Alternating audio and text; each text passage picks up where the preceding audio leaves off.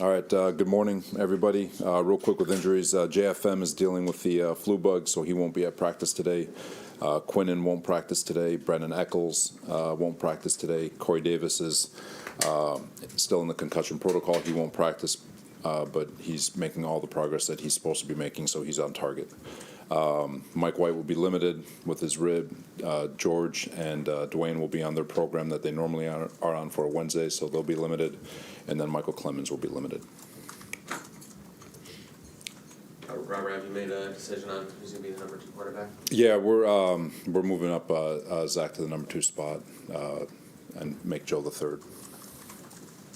Why, Robert? Zach's been doing a great job. He's been deliberate in his approach over the last 3 weeks.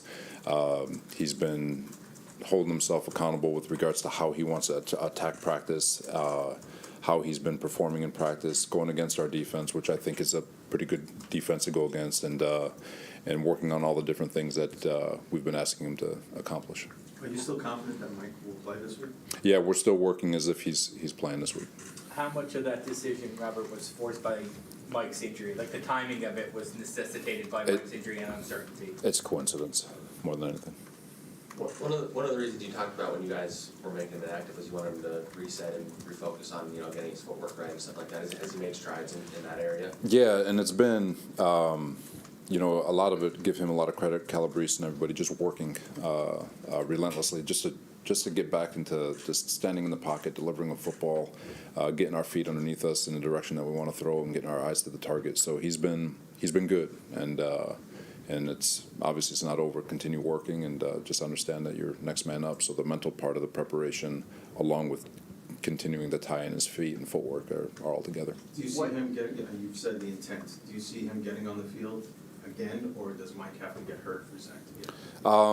Yeah, I'm still in that same mindset, guys. With regards to Zach, he's a very talented young man, and we're in the business of developing guys, and so obviously I've said it before. This is Mike White's opportunity, and he's attacking the heck out of the opportunity, and he's doing a great job with it. But at the same time, we've still got to make sure that we're doing everything we can to develop Zach in the way we know, to a spot where we know he's capable of getting to. And it's not just a quarterback position, it's every position, and the commitment to whether you're a practice squad player, 3rd on the depth chart, or a starter, it doesn't matter. The challenge for us as coaches and every position coach is to relentlessly attack the development of all our guys. As you make that decision on a week-to-week basis, how do you balance that development with what's best for the team over these final 4 games? You always team first, and the guys who put us in the best position to win will be on the field, and that's. I think we've been pretty consistent with that, and it's the same thing. And if we feel like a coach isn't getting the job done, I'm going to challenge the coaches to do better. It's all the same, and so we're always looking team first. What, if any, hurdles does Mike have to clear before you can say 100% conviction that he's starting, or are you at 100%? No, because I like I said, with all the information, again, those are probably more doctor questions. I'm just he's limited. He'll get his work in, and he feels good. So With limited, Robert, that can mean he misses a little bit of practice. That can mean he misses a lot of practice. Do you expect to have him out there for the team period today? For the team periods, so you guys won't see him. He's very similar to what we've done with other guys. He's getting some work done when we're stretching and doing all individual, and then he's going to come out for all the team periods. Where are you at with Quinnen? We're still in the same spot in terms of 50-50. What's with the Lions been putting up a lot of points? What makes them so effective? Their O-line is arguably, I mean, you can go them, Philadelphia, just a really, really talented offensive line. They play with an edge.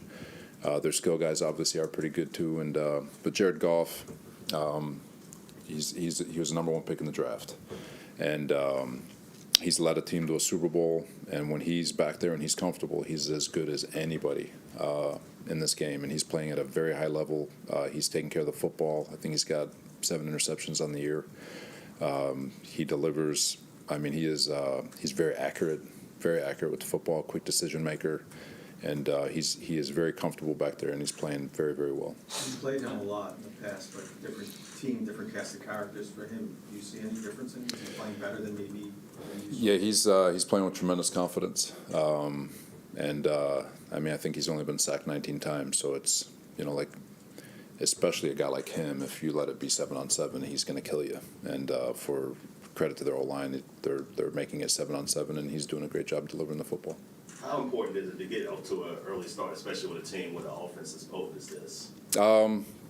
We got to focus on us. It's always important to get off to an early start, always. You always want to jump out early, all that stuff, but games are never won just in the first quarter. They're never won in just the fourth quarter either. It's just putting together 4 quarters of work, however it's got to come. And but yeah, starting fast, finishing faster, always. But it's just take one play at a time and understand that they are good enough. They're going to get their shots in, but you just got to keep going toe to toe and keep fighting. What do you think has been contributing to some of the slow starts recently?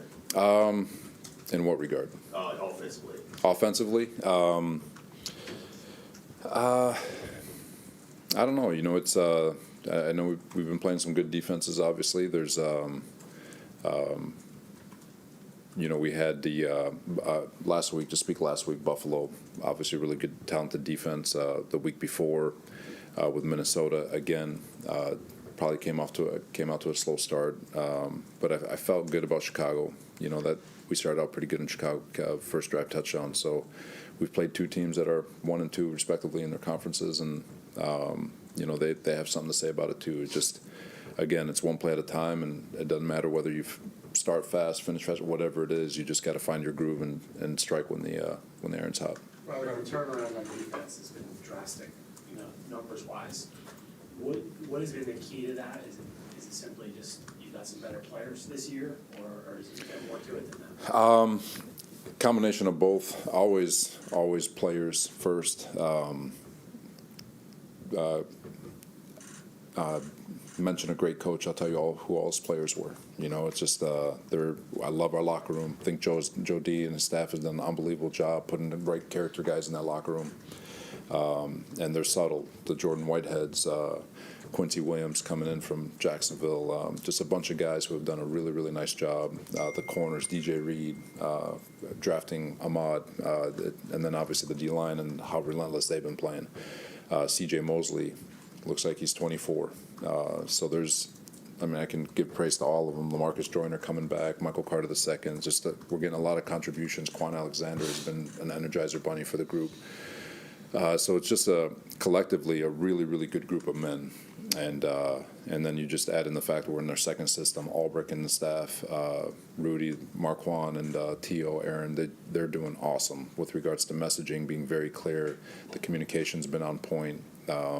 We've been able to find that balance with regards to being complex for an offense but simple for us so we can be fast. So it's been a collection, and then finally, I mean, they play their absolute tails off. And just that's why I get up here and I talk about being proud of this team. You just look at the way these guys play and how hard they play, and how many injuries that these guys have that they're fighting through so they can get on the field and fight for one another. It's a special group. Robert, there's going to be a lot of scoreboard watching, obviously, these next 4 weeks. How do you keep that from creeping into the locker room? Everyone handles it different. I have my way, and it's and I would hope our team sees it the same, that you don't have to worry about the scoreboard if you take care of your own, because at the end of the day, we still technically control our own destiny, and we got to take it one day at a time, one game at a time, and this one is a big one because they're fighting for a playoff spot. Jacksonville's fighting for a playoff spot. Seattle's fighting for a playoff spot. Miami's fighting for a playoff spot. So every game from here on out is a playoff type game. It's going to have playoff ramifications, and we're going to get everyone's absolute best shot because they're fighting for their lives too. And that's why we strive for December football. Like, this is the fun stuff. But at the same time, it's don't count on somebody else to do your job. Take care of your business. Do your job one day at a time, and everything else will take care of itself. Take a couple more. Robert, did you do a lot of work on Aiden Hutchinson in the draft, or were you pretty certain he'd be gone by 4? And how's he playing relative to what you expected from him? Yeah, we did a lot of work on him. He's exactly what we thought he'd be. High effort, relentless. He's got tremendous skill set to him. He's doing a really nice job. To have this kind of production as a rookie, and he still has 4 games left. Would not be surprised to see him get to double digits. And he's, we felt like he was he'd be a perennial double-digit sack guy. I don't know if you ever expected out of a rookie. But he's been fantastic. Were you a Lions fan growing up? And what was the experience like? Because you interviewed with them a couple years ago. Everyone thought that was a natural because of your hometown ties. What was Yeah. it like? Yeah, Barry Sanders, all that stuff, for sure. Still have all my high school buddies. They're all still Lions fans. Everybody is. But no, it was a pleasure. I was just thankful for the organization to even having a conversation with me and Sheila and everybody and Rod Wood and Spielman. They were all phenomenal to speak to, and thankful for that conversation. But really happy that I'm here. Was Sanders your last one? Is that your? Oh yeah, whose guy wasn't he? Best of all time, running back. Thanks, everyone. All right, guys, thank you.